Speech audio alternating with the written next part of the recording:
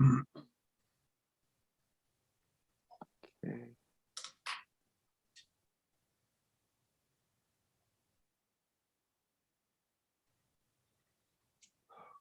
All right.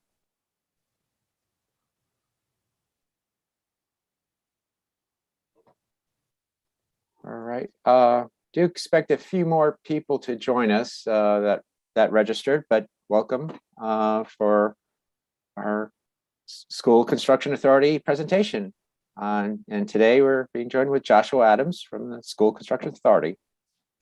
So thank you. And after Joshua's presentation, we'll have some Q&A. All right. Shall I take it away? Yeah, go ahead. Perfect. Okay, folks, let me just share my screen here so you can see the presentation. 1 second.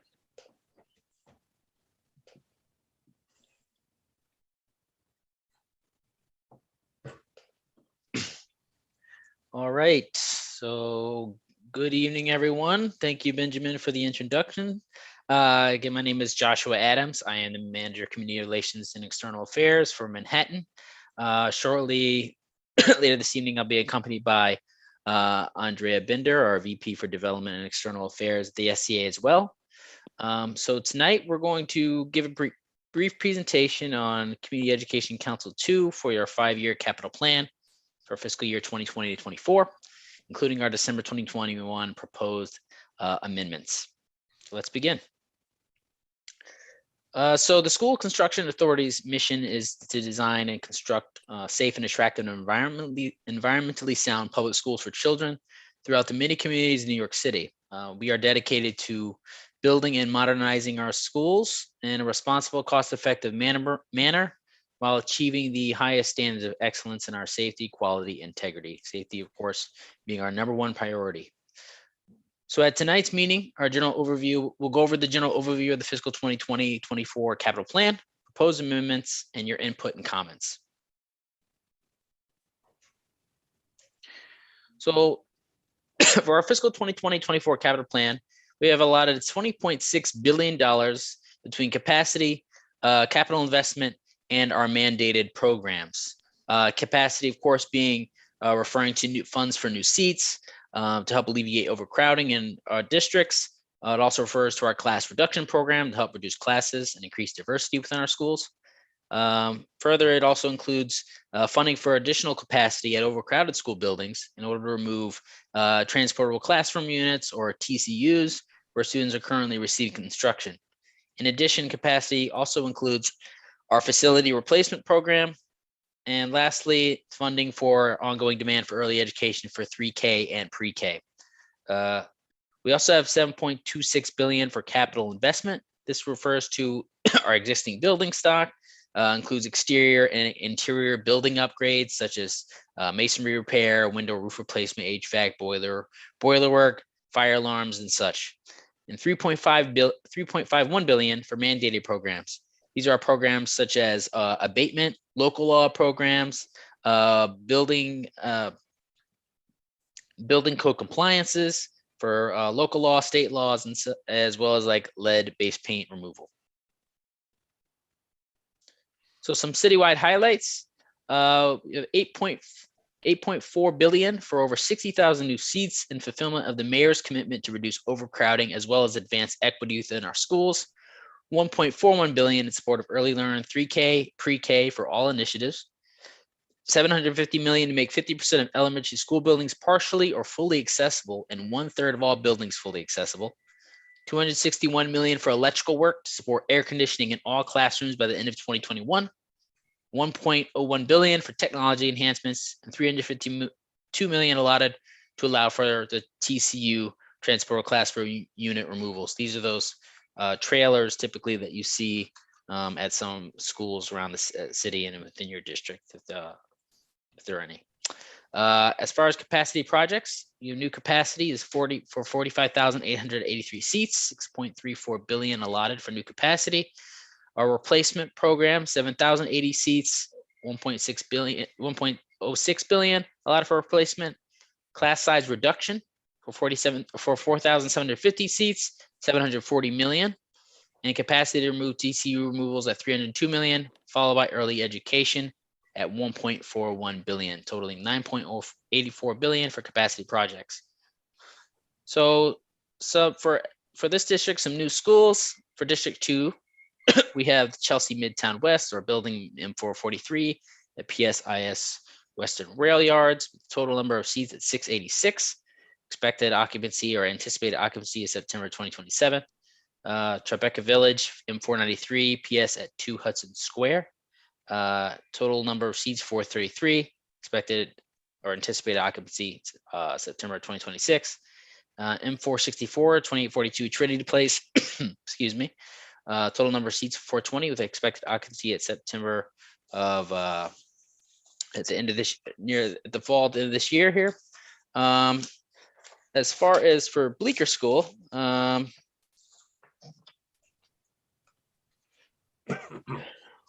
sorry, for Bleecker School, we are in receipt of a letter from NYU from late December offering us an additional extension. SCA is in the process of evaluating that offer and will report back to you as soon as possible. But the expected allotment for that was total number of 312 seats. But currently, the project is on hold at the moment. Not cited, we have Upper East Side, project number 2. Upper East Side, we have been engaged with property owners here on the potential locations in this district, but no additional information to provide at this time. Expected total number of seats there is 865. For the New York Harbor School Annex, total number of seats at 450 with anticipated opening for September 2026. Excuse me. So here's some images of PS 464 at 2842 Trinity, what it's expected to look like at completion. We have current project here ongoing. The New York Harbor School Annex, here's a rendered image of what the additional annex will look like upon completion. PSIS Western Rail Yards. Nothing to say right now on this, but we are currently waiting. We will build this school once the developer brings units online, which haven't happened yet. This is the potential location. Total seats 686. PS2 at Hudson Rail Yards. The capital plan also recognizes the commitment and desire to implement a universal early childhood education program for 3 and 4-year-old children, or pre-K and 3K initiative.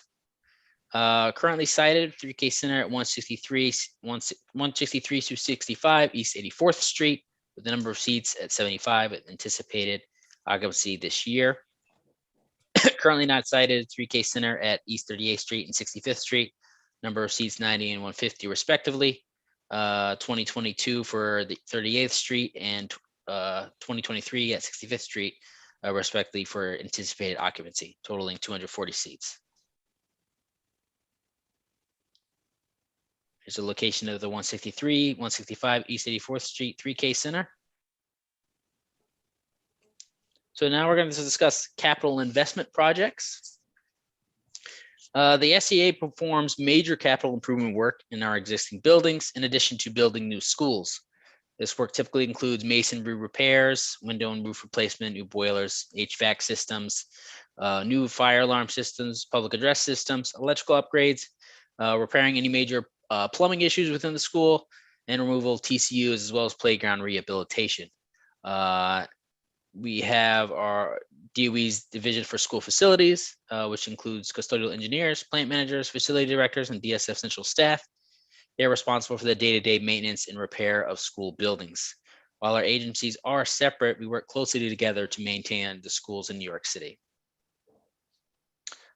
So how does something become a capital project in the SCA's 5-year capital plan?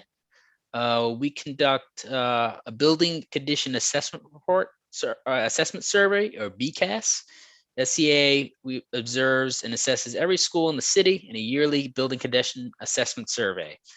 This BCAS reports for every school building are available on the DOE's website on each school's individual page. We do a top to down report and inspection of all the the building's exterior and interior to observe any conditions that may require additional construction or repairs.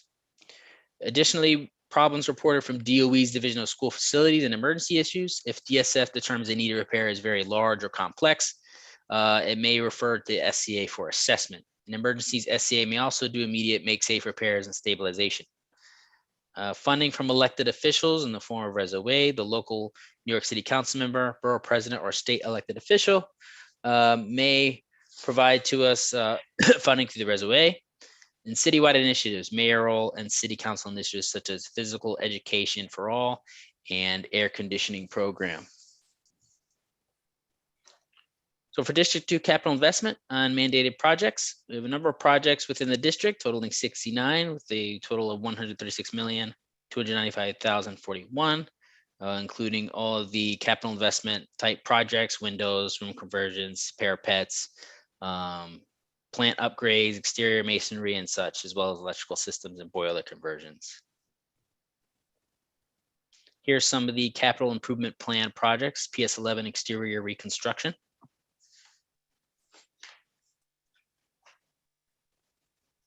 PS1 exterior modifications and plaza reconstruction, PS11 exterior reconstruction and exterior mods, PS183 a Plan NYC boiler conversion project,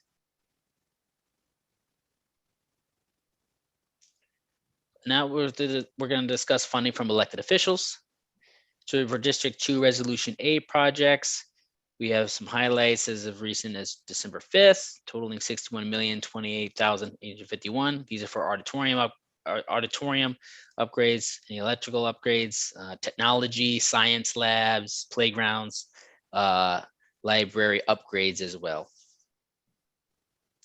Some Resolution A projects, we have PS 217 and Roosevelt Island School, a rooftop garden and elevator upgrade. PS 183 hydroponics lab.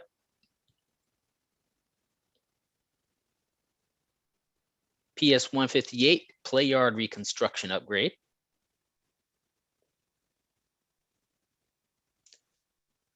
IS 323, also a green roof project. PS 183 AC initiative. PS 33 room conversion. In addition to all our other programs, we also have an MWLBE program, which is our minority-owned, women-owned, and locally based business enterprise program on SCA projects. We're dedicated to increasing participation of MWLBEs through MWLB targets on our projects. We also run a mentor program in conjunction with MWLBE, which provides key support and access to capital and business opportunities for qualified emerging MWLBEs. In District 2, in fiscal year 21, citywide, SCA awarded $558,863,141 in prime MWLB contracts across 409 projects to 128 firms. In this district, SCA has awarded $7,634,160 in active MWLBE projects across 15 projects to 12 firms this fiscal year.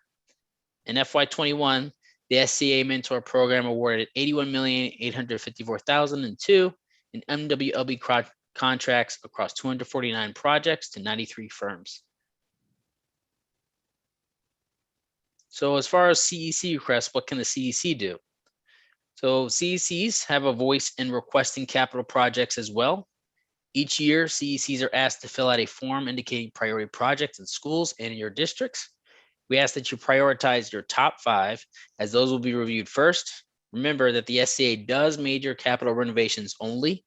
Please carefully consider whether the projects you are prioritizing are capital eligible. For everyday repairs in schools, principals should request repairs from custodians in DSF.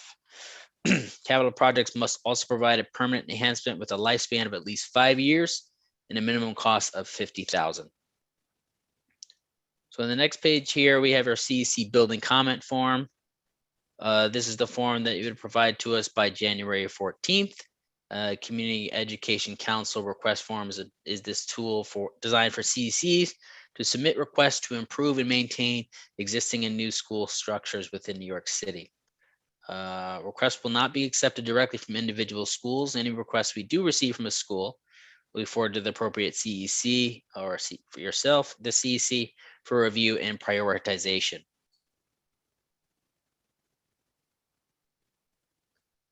Thank you. Again, my name is Joshua Adams, External Affairs Manager, with my contact information on screen.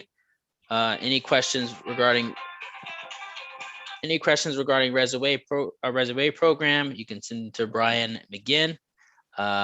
His contact information is also on screen as well. Thank you, and I'll take any questions.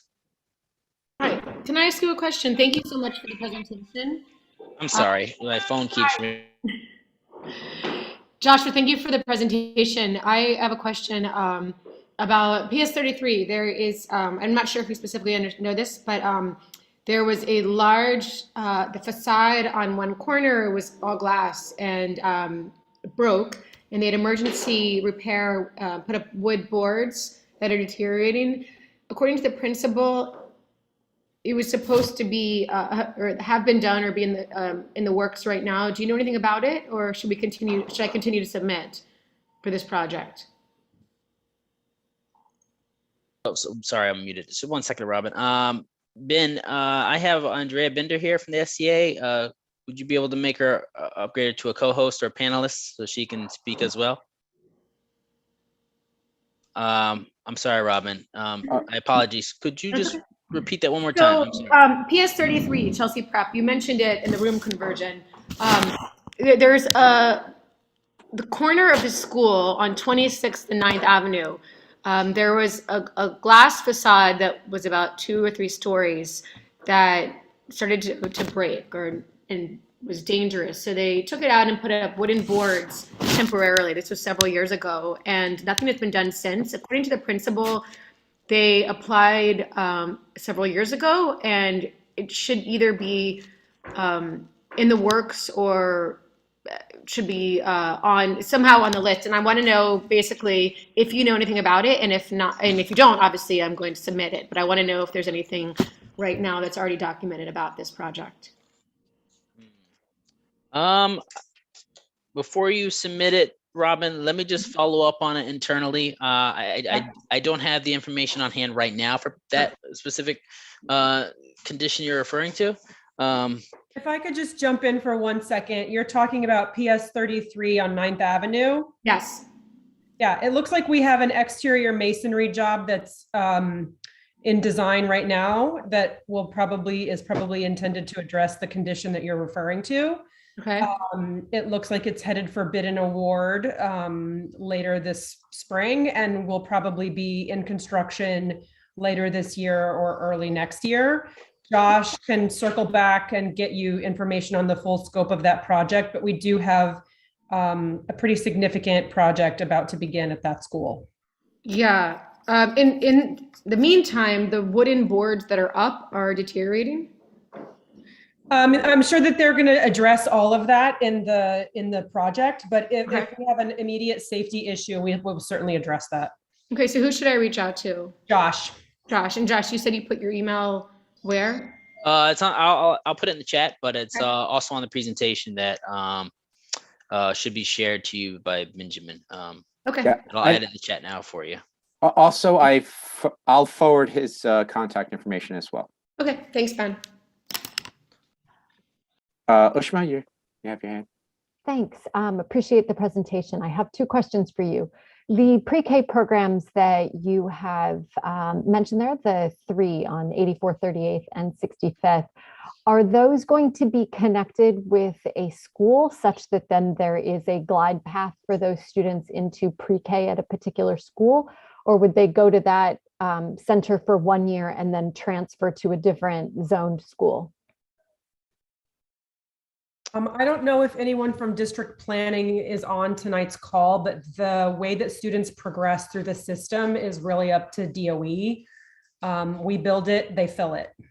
Okay, but just wondering, if what it is you're building is only for 3K. Yes. Okay, so the facility then it would end up being that the students would have to transition to a different school. Okay, Yes. thank you. Those three I could facilities are address that. standalone 3Ks. I could address that, Ushma. It would be part of our pre-K centers, which we have many for fours, and a couple have now taken threes in as well. They're not part of a community school, so they would have to apply to their zone school when they are eligible. Okay, thank you for that. And Sure. then the other question that I had put in the chat as you were speaking. Josh, I just wanted a little bit of clarity on the Bleecker Street School and if things are paused or are they moving forward? Is this just pencils down for now, or is that plan effectively dead? So I'll jump in here. So we received a letter from NYU right before New Year's, giving us the option to extend our deadline to exercise the option that we recently accepted. We are currently evaluating their offer, and we have not made a decision on whether or not we're going to accept their offer to extend our option, if that makes sense. So that would mean that, sorry, can you please tell me if I'm right or wrong on saying that then occupancy might be delayed from 2026 to later based on what the SCA decides about extending that option? Right, we haven't made that decision yet, so Okay. I don't know. At this point, we're evaluating their offer. Appreciate it. Thank you. Sure. Thank you, Andrea. Yeah, of course. Jen, please.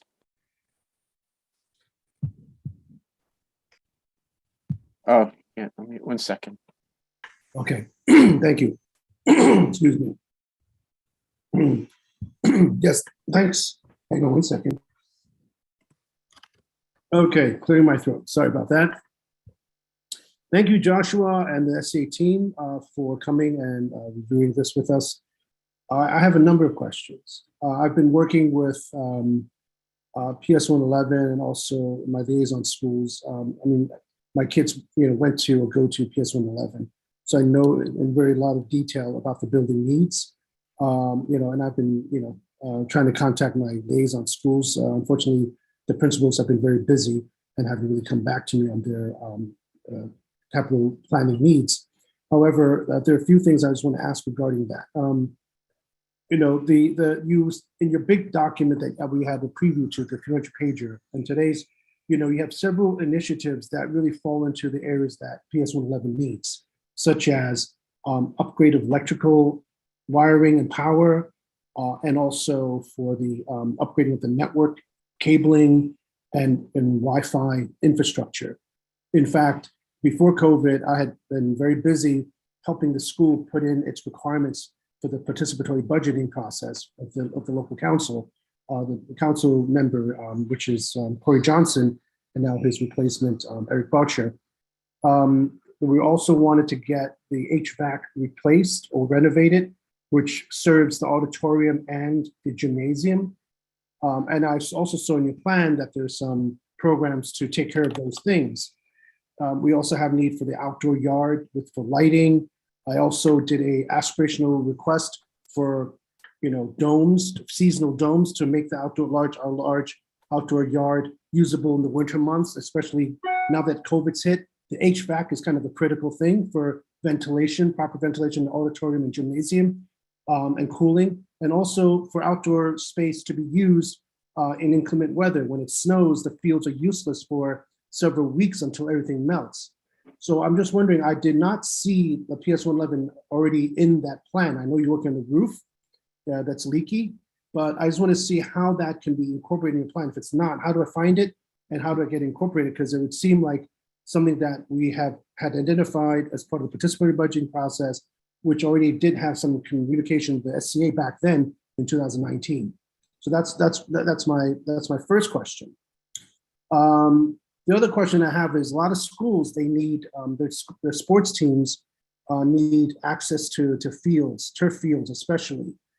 Clinton, the schools all over, Community District 4, 5, and 6 that lack, because it's an urban area, it's already have, there are parks around, there's no space inside the school and no space attached to the school, but there are parks around that are mostly concrete, like Union Square Park, or maybe, there's Madison Square Park, or other spaces that are primarily concrete, they have not the great usage. Like, do you guys, talk with the city parks area, or do we need to advocate or talk to them directly ourselves to build more fields or convert more fields into turf, playgrounds into turf? That's my second question. I'm sorry, I can repeat my questions. And also, I also wonder when you build out a school, like, one of my liaison schools is Clinton. It's a brand new building, but it has a gymatorium, right? But it's do you have and there's a lot of old schools, such as, let's say, Salk. It's built in the 1800s. We have all these schools that are so ancient and don't have a lot of upgrades or renovations or breakages that require millions of dollars every year to be spent in repairs and so forth, but doesn't have the functionality. So my question is really one, when you start off a project, do you have a minimum design standard, a functional standard that incorporates all the things that students need for education, whether it's academic, scientific, arts like auditoriums, gyms for physical education, space for yards, that it's part of a standard build that you must have before you even partake on a building of a school to get the right size of a plot, and so that you can have a complete school for the complete education instead of a partial education.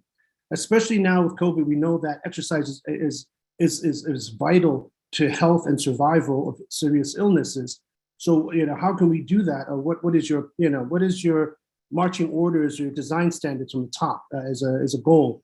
And also what's happening to the current schools that are really old and dilapidated. Sometimes financially, it makes more sense to build new. I mean, you know more about property prices and real estate prices than I do, but it seems like the millions spent in renovations could be better spent on a brand new site with modern standards of safety and functionality than keep throwing good money after bad to fix old schools.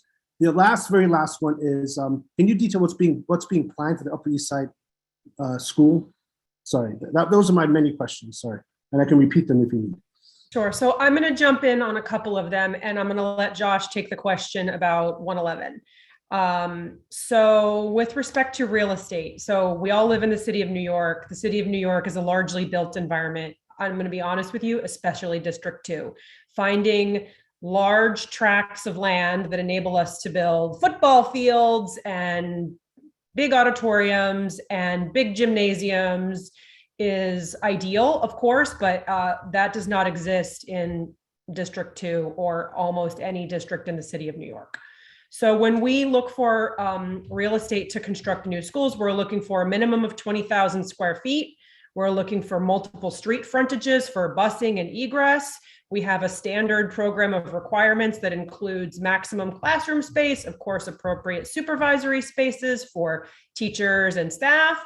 And our standard program includes a gymatorium and an exercise room. And that is really because, as I said, the city of New York is largely a built environment, and it is very, very hard for us to find large parcels that can accommodate a standalone gym and a standalone auditorium. So we do our best to find those spaces, but all of you live in Manhattan. I don't have to tell you how hard it is to find those kinds of spaces. So we do our best. We do have a standard program of requirements. Our goal is really to alleviate overcrowded conditions in existing schools. And so our priority is, of course, providing classroom seats for instructional purposes. We do our very best. We always provided a gymatorium in our new schools and an exercise room, separate spaces. And where we have the available real estate, we certainly provide more of those other types of spaces, but unfortunately, we just do not find those large spaces as often as we like. Regarding the athletic fields, I would I would strongly encourage the CEC to connect with the Parks Department on use of those fields. I think that DOE has a preference for use at parks fields, but I am not 100% sure about that. Certainly Parks is obviously responsible for maintaining their fields and converting them from concrete or asphalt to turf. I know that there's all kinds of drainage issues that are associated with that, but that's their capital budget that would handle that. And then as far as maintaining our older buildings, you're correct. We have some very old buildings. We have a handful of buildings in our portfolio that are more than 200 years old. They are our very special children. And we maintain them and keep kids in them because, again, the available real estate to us creates situations where closing schools and finding alternate space is very, very difficult. So we do maintain those buildings. We know that those buildings present very special challenges, but we do maintain those buildings for school use. Josh, do you want to jump in on what's going on at City Knoll? Sure. So Chin, you're correct. We do have a exterior mod project there. We're doing facade panels, installation of facade panels, roof replacement, and parapet work. I know you had brought up a couple concerns regarding, I believe, electrical wiring, HVAC replacement, and Wi-Fi. I believe, as far as electrical wiring, HVAC replacement goes, that should be something that the CEC should make in the request. Wi-Fi infrastructure, I believe, would be a Reservoir project. That's considered a technology upgrade, correct? You should check with DSF because I think that they have Wi-Fi boosters that they can put around the building. So check with DSF. All right, Tom, is that something that you could look into? Yeah, normally I would reach out to James DeKellis at Space Planning, and we can certainly hook up with the principals at 111 and see what the issues are with Wi-Fi, especially bringing City Knoll in. I guess what, a year and a half ago, they moved in, they moved out, moved in. I thought that was something that was on the docket, Wi-Fi, back then when they moved in, and it was upgraded. Although that I didn't have that school, that was John Hessian. But I could circle back and find out surely what the issue is there with the Wi-Fi's. Okay. Yeah, I think there was a request that we made even before the pandemic. And with the pandemic, I know there's a whole bunch of upgrades that the DOE had embarked on for remote learning and just technology upgrades for whatever, better use of technology. So it was, our request was kind of prescient, a little bit ahead of, we're behind the curve, but a little bit ahead of the curve of what COVID kind of, made us need to do from a technology upgrade and electrical power standpoint. But, in order to have the technology in the class. So so that's the basis of that. So yeah, so I don't know if that's part of the overall program for technology upgrades or the 5-year plan for technology upgrades. If it's not, then certainly continue putting it on the prioritization list. Okay, circle back. Thanks.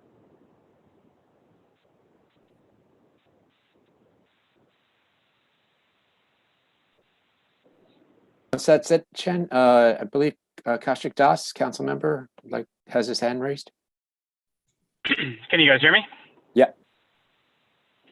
Hi. Thank you for the presentation. I can't see it because I'm in a car, but I have a few questions, and sorry if they're going to be a little detailed.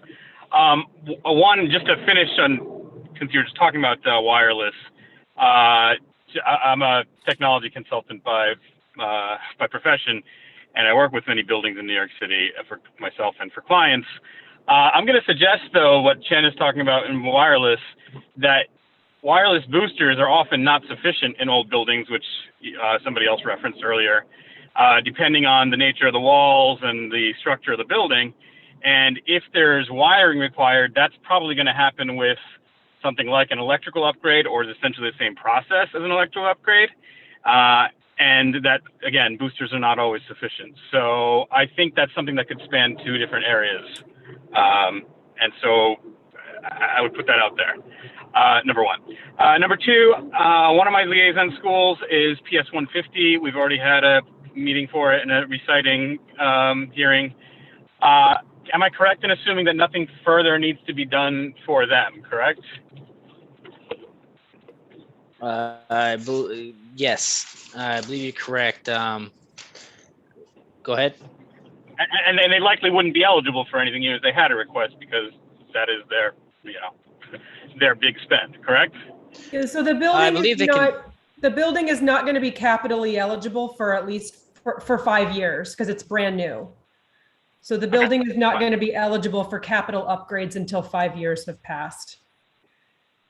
And are they eligible for any reserve type stuff? Not I until- assume they still would be. No, I don't think so. Not until 5 years have passed. Doesn't reserve stuff cover and things like laptops and other technology expenses as well, which Yes, but the is not a school will, capital?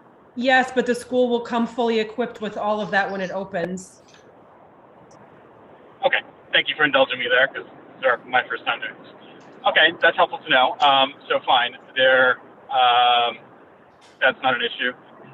My next question is probably something that affects several council members. So you mentioned in the presentation that all this stuff is due the 14th, which I'll obviously point out is 2 days from now, and we're having this meeting now. I think we first heard about it in December 21st-ish. And I know we've already asked for an extension. We were told that that's not likely to happen, and we're given some reasons why. Could you elaborate?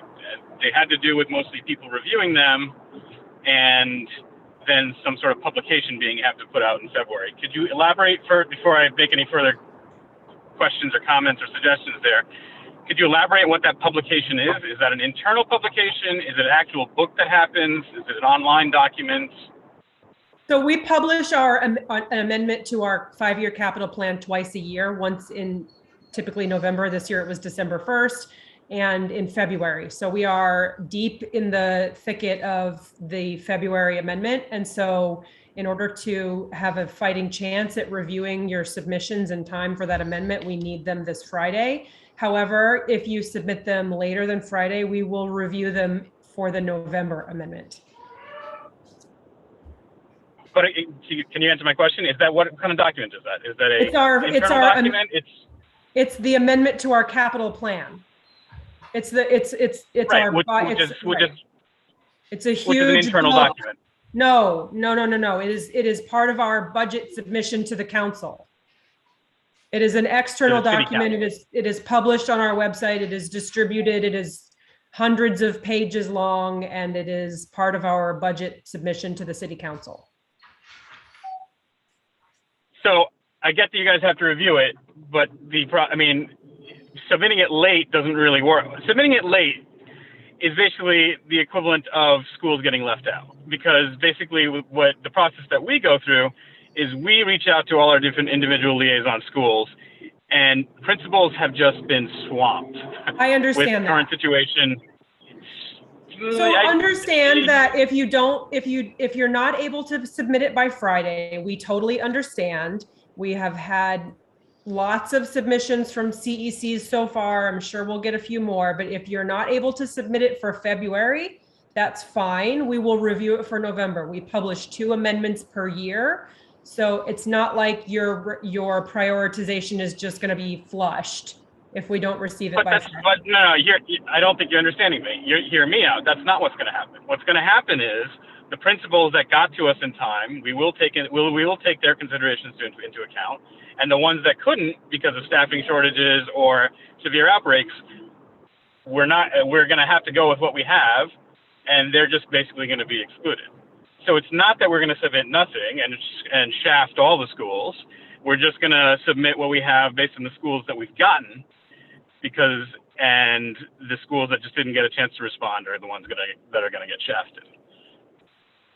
I mean, how the CEC chooses to determine its priorities is up to you. If you want to hold all of your submissions and We can review them all for November. That's totally fine with us. It's really up to you. I'll pass my time to somebody else, but you're being a little tone deaf. You're asking us to hold off on all of them for 6 months because of a COVID situation instead of working with us by like a week or so that yes, you'll have a little bit less time, but principal will have a little bit more time. I mean, again, you are more than welcome to submit late. We just cannot promise that it will make it into our amendment. So it's totally up to you if you want to submit now or if you want to wait until you've heard from your principals. We understand. We're hearing from CECs around the city that are making similar choices. Some of them are choosing to submit now. Some of them have already submitted and some of them will submit late. So I respect everything that you are going through. Every school, I get it. But we do have to publish this document and we do have to publish it in a couple of weeks, and it is required for us to distribute it to city council. So we do not have a lot of flexibility on timing, unfortunately. I have a quick second question if you'll allow it, Ben. Yeah, go ahead, Ushma, please. It's about the Reso-A process. Now, through this Reso-A process, are you telling us that we need to communicate through Brian on that? Or a lot of times, many of us in the past have just gone directly to electeds around getting this stuff. Like, do you want to be aware of this? Like, in general, I tend to be a rules follower, but I didn't know that I was breaking them in years past. So perhaps just consider this a naive question. I would not call it rule breaking to go to the source of the funding for funds. I would consider it a good idea, and I would strongly recommend talking to Brian to get an estimate on project cost, not for permission, but obviously Brian, if you want bottle fillers, Brian will tell you how much a bottle filler typically costs, or if you want to do your playground or whatever, Brian can tell you how much that typically costs. Right. So before you go to electeds to say, we want this, it might be a good idea to have in your back pocket the estimated cost of whatever that is. So it's not required. I would strongly recommend it. You'll have a better shot of your project falling within budget. Yep, it's definitely encouraged to do so. And it's not something new to us. We have done it in the past. Thank you. I appreciate the clarification. Jen, you have your hand raised again. Yeah, sorry, does anybody else want to go who hasn't asked questions? I don't know all the time. If nobody goes, if I can ask further questions. So the other part, that I saw in the work plans are like bathroom upgrades, and we do have need in PS 111. There's a whole series that I've put in.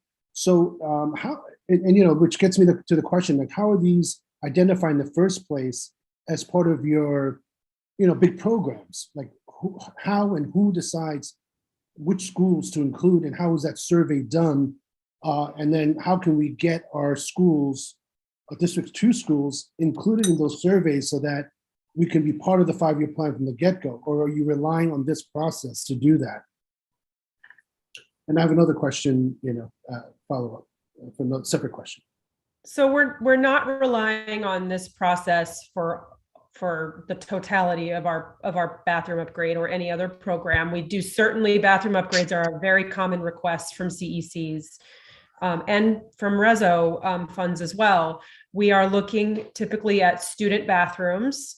Those are our priority. And I would recommend, if you have bathroom upgrades on your list to prioritize, that's a good one to prioritize.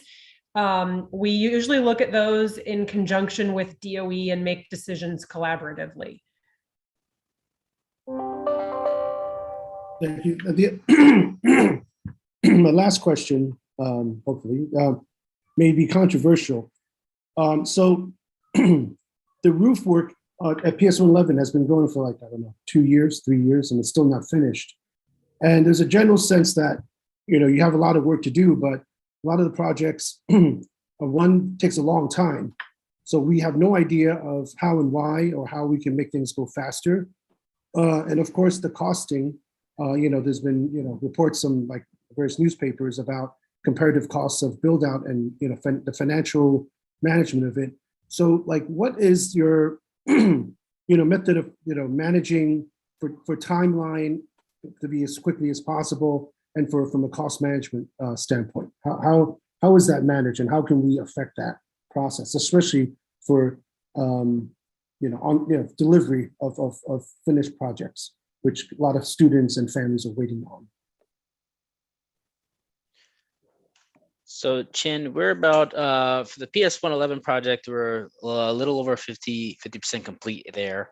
I understand the what you're referencing, I believe the post article about the cost of construction. I mean, the cost of just doing business in New York City is just unfortunately exponentially expensive given the matching of union pay and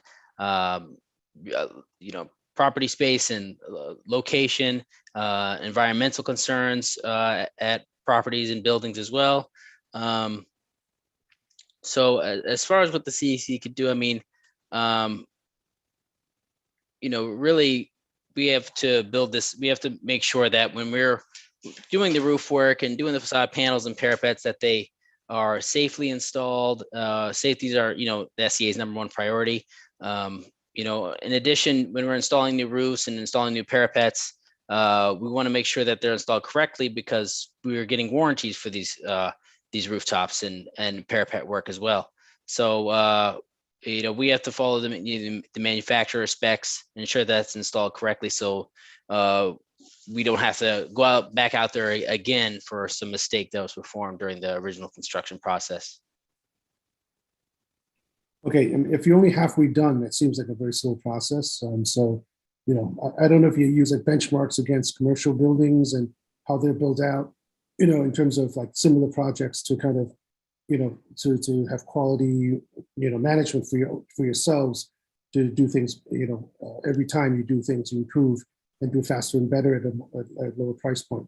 But that's what like, is there a way to like talk with who's the project manager on? I just want to jump in here for just a moment. All of our projects were paused for a number of months during the pandemic. And so our project delivery schedules for pretty much every single project that we've conducted across the city within the last 2 years has been affected by the pandemic.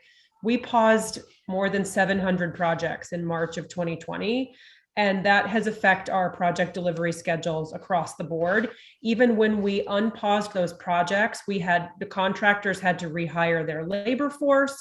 Contractors are facing labor shortages, just like teachers and just like schools are facing. So please understand that we are operating in the same challenging environment that all other businesses and entities are operating in, and it is very much affecting our project delivery schedules. We always try to meet our project delivery schedules. Oftentimes we do face exigent circumstances when we go into a building. We find more problems than we had anticipated, and it lengthens the project's delivery timeframe. We are always trying to bring everything in on time and on budget. And sometimes when we go into a building, especially an older building, we find more problems that requires additional fixes. So we can certainly get more granular information about what's happening at M111 to find out, what's caused the delay, if it's not just strictly pandemic related. But, we don't want scaffolding to be up on our buildings any longer than you do. But I do want everyone to be mindful of the fact that we have all been operating in very difficult circumstances these past 2 years. Okay, thank you very much.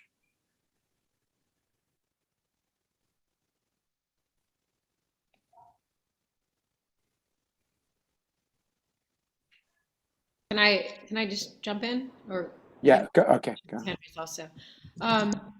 Another question about PS 33, which I assume you're pretty familiar with it since you're also doing a room conversion. I think that's on the lower level.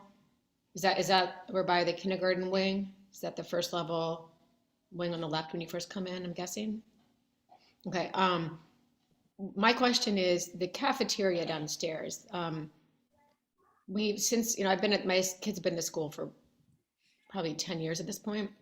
Our kitchen is pretty minimal, and the sinks are sort of in a state of disrepair. Considering it's a school that serves students in temporary housing, and there are many students who get like all their meals from this school. They get breakfast there and they get food to go.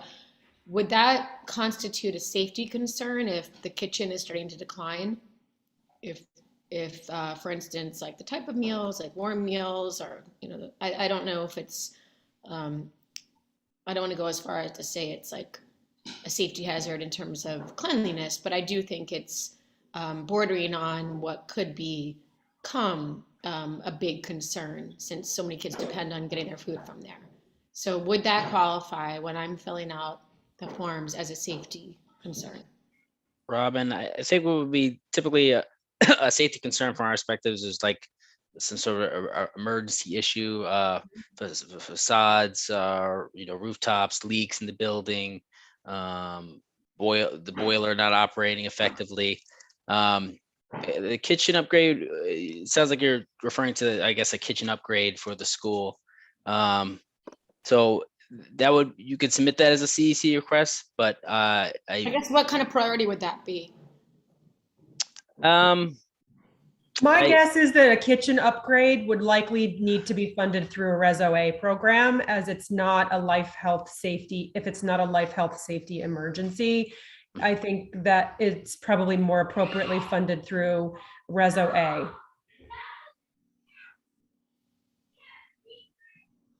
Okay. I'm just thinking about what it causes when you have like a state of disarray when it comes to sinks and piping that causes rodent problems. And at what point is that a safety issue?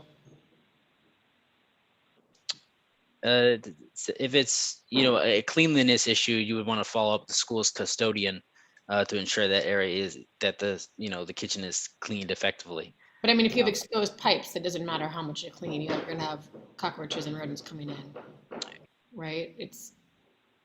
I just know that from managing our building. We have, you know, we have 8 units, and Unit 5 had issues with their pipes, and all the rodents fled to Unit 5. Tom, is that something DSF could look into that, I think, on your end, to confirm if there's something that the custodian or DSF could resolve. Thanks, But Josh. as far as the overall kitchen upgrade, as Andre had stated, it would be Reso-A type project. Hi, Robin. I'm the Deputy Director of Facilities for District 2 West. And PS 33 is my school. So I'm the custodian's boss there. And hi, I've actually, I believe I met you I think, yeah. a few years ago at the last in-person CEC2 meeting at PS 33 in the auditorium. So we were all there that night. I remember Anyway, that. yes, so there is a reso job for the cafeteria floor. So you're getting a new floor in the cafeteria. I will meet with Cindy Friday, as you saw in the chat. Yeah. I'll get out of quarantine tomorrow and get there Friday. So, and then meet with Cindy and go over a couple of the items that you spoke about here, including the panels, the wood. There is a project in place for that, the exterior. And then I'll go through the kitchen, look at what your concerns are. There might be something in there, perhaps for RPZ valves or something for the drains and kitchen sinks. And then I can talk to my liaison, who might be either Lauren Curley or someone else from the Office of Food and Nutrition, and see what their plans are to do upgrades at the school. Okay, so I'll put that all together for you. And then I don't have your email. If you want to send me your personal email in the chat, I'll grab that. Sure, I'll do And that. then give me a few days to come back and get you some answers. All right, thank you. I really appreciate it. Thank you. All right. Chris, you have your hand up, and then we have some questions from the public, so I'd like to. Okay, this one's quick and less controversial. I think, again, apologies because I'm taking this call from the car, but you had mentioned projects underway. I think you mentioned both PS 11 and PS 111. Is that correct? PS 11, we do have a project there underway as well. Yes. Okay, so yes, PS 11 is another one of my liaison schools. could I ask this is one of the schools that had a hard time getting in front of the principal, even though he is aware of the issue of this request. I think, and anyway, if they have a project underway, does that mean they're also not eligible for any further capital requests for 5 years, or does it depend on the size, or? No, the PS11 is not a new school, so they would be currently eligible for a Resaway request. The only time that the 5-year eligibility comes into play is if we've just finished constructing something, then it's not capitally eligible for 5 years. So PS 150 is not going to be eligible for 5 years. And likewise, if we did a playground upgrade at some school, we wouldn't be eligible to do another playground upgrade at that school for 5 years. And that is a controller's directive that has to do with the city's bonding regulations. Okay. Fine, but whatever they have underway right now does not make them ineligible for any further requests at this time. Correct? That's correct. Okay. With that, and again, apologies, I can't see the presentation. Since some of us have a hard time getting a hold of our principals and relevant people at these schools, is there an easy way for us to connect to get a list of projects that are already underway, so that schools might decide they don't need anything further at this time, or jog their memory on what else might be done? Sure, I think we can provide that to you. I think that'd be helpful if you could do both the capital projects as well as Resaway. I understand I'm spanning two slightly different groups. Would that be possible?